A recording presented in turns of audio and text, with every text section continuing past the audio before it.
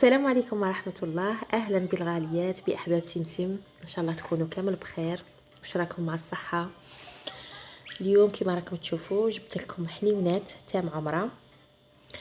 في هذا الفيديو راح ندير لكم كيفاش تخدموا موتيف السبحة، كيفاش نلونوا عجينة السكر، وتاني كيفاش نشكلوا الحنيونات في المول اللي رانا نخدموا بهم حاليا. زمان كنا نخدموهم غير بيدينا نشكلوهم، مي دروك خرجوا هاد لي مول هذا اللي راني نوري لكم فيه نتاع 12 حبه، وكاين هاد لي مول الانديفيديال نتاع 7 سنتيمتر، راه فيهم يعني راهم باحجام. اللي عندي انا راه فيهم 9 سنتيمتر. شوفوا يعني ما يصلحوش للحنيونات، راح الحبه تجي بزاف كبيره. هادو نتاع لي بابا، حنا نستحقوا نتاع 7 سنتيمتر. مي انا راح نخدم بلي مول اللي راهم متوفرين عندي حاليا. هذا واش عندي، راح نقيسي كيفاش الحبه، نشوف كيفاش نتحفها المهم شوفوا معايا. كما قلت لكم لاباط ولا فارس ميم الكلاصاج راني ديجا حطيتهم لكم من قبل، دوك نخليكم غير رابط كليكوا عليه تروحوا تشوفوا. ما حبيتش نعاودهم في هذا الفيديو باش ما يجيش طويل. انا وجدت كل شيء في الليل ليله من قبل، خليت لاباط ريحت بيان، مام هذيك الحشوه تتعسل بخاطرها. واليوم راح نشوفوا الفاصوناج. العجينه وزنتها درت فيها 35 غرام، والحشوه من 15 غرام حتى ل 17 غرام. نفتح لابول بيان كيما راكم تشوفوا، نكسلها مليح ما نخليهاش خشينه، ونحط الحشوه نغلق عليها. وإيسيو هنايا تضغطوا شويه باش نخرجوا اللي هو اللي فيها شويه برك ماشي بزاف، ديما في الاطراف هكذا نرققهم بصبعي كيما شفتوا، باش كي نغلقها ولا نروليها يلصقوا كيما العاده. بالسومتي في كل محضر تحضر. شوفوا هذوك اليديدات الصغيورين حابه تاكل الحشوه تموت على الحشوه، تجي فيها السكر وتجي اروماتيزيا معطره بلا فاني. تبعوا معايا ديما هذا النهايه هكذا، ضغطوا عليها رقوها بالاصبع باش كي ترولوها تجي مفينيه تلصق فاسيلمون في العجينه.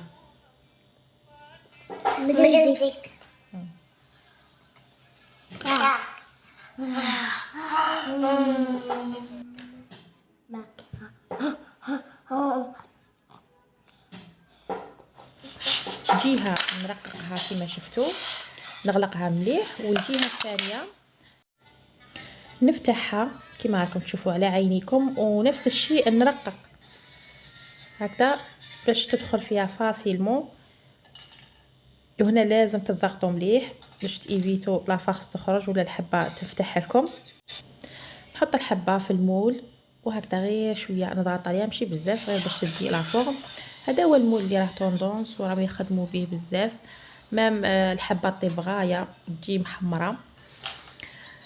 انا راح نكمل كما راكم تشوفوا، خدمتهم كاع شكلتهم هكذا. سيرتو كي تكون عندك كونتيتي كبيره من الاحسن تخدمي بهذه الطريقه، توجديهم هكذا تغلفيهم بفيلم اليمونتير ومن بعد تبداي تفاصوني هكذا. تلقاي العجينه ريحت يعني تعطيك الطوع. اللي ما تقدرش تفيني الحبه تخدم غير بهذو الاقلام اللي نخدموا بهم عجينه السكر، اللي نخدموا بهم الورود عفوا، تفيني غير بهم. شوفوا كيفاش تخدموا بهم. هذه طريقه تاني والله لا هايله، والحبه تجي بزاف مفينيه وما ينفتحوش مستحيل بلا ما تضغطوا، غير مسحه مع العجينه تكون ريحت راح تلصق العجينه مع اختها، العجين مع العجين يلصق كاع ما تتعذبوش. هنا لازم نثقبوهم، نجيبوا كيردون نديروا هكا ثقبات. سخنت الفرن ودخلتهم يطيبوا عادي. هنا كاينه اللي يبس لها الحش وبالك تكوني كي تنقصي للفور، ما تنقصيش للفرن نورمال، ريقليه ودخليهم يطيبوا يتحمروا، يدوا واحده التحميره لازم ما تخرجيهمش بيضين.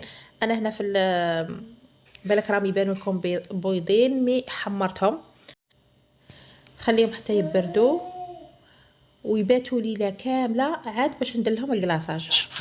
نخدم معكم موتيف السبحه متعب جدا. شوفوا نخدم الكاطو وما نخدمش التزيين، بزاف بزاف متعب. كتافك يسطروا وعنقك رقبتك عينيك، يعني واحد التركيز يا ربي. صدقوني راه هاد الديكور يدي بزاف الوقت، يشد اليد والجهد. شكون توافقني الرأي؟ بون هنا عندي عجينة السكر في اللون الأبيض، هذه هي اللي نخدم بها مخيرة. نستحقوا التيلوز وملون فروكتا، الملون بني شوكولا. اذا راح ندي منه بكميات قليله حتى نوصل لدرجه اللون اللي راني حابتها، وتان مام التيلوز ندي منه كميه قليله فقط، وندمج حتى نتحصل على درجه اللون اللي راني حابتها. كما راكم تشوفوا ديما نستعينوا بهذه الاقلام الخاصه، يعاونوكم بزاف صراحه، يساعدوا. كنت نخدم برا في الحوش ومستمتعه بالهواء الطلق، واحد الجو ما شاء الله الحمد لله. وفجأة يتغير وتصب الشتاء كما راكم تشوفوا. راكم تلاحظوا النقيطات تاع الشتاء راهي بدات تصب. يبقى بالخف وريت لكم كيفاش التلوين ودخلت كملت الداخل. المهم هنا راح تستحقوا الناكري سائل لون ذهبي كما راكم تشوفوا فيه، وراح نلون غير هاد لابارت حتى نشفوا مليح. لازم يبسوا عاد باش نقدروا نزينوا بهم. فوالا غالياتي، هذه هي الريزلت تاع الكعك عاد تام عمره. انا الصراحه كنت صورت لكم كيفاش درت الديكور، كيفاش مسحتهم بالناكخي بلون دوري، مي الفيديوهات مسحتهم بالخطا بالغلطه.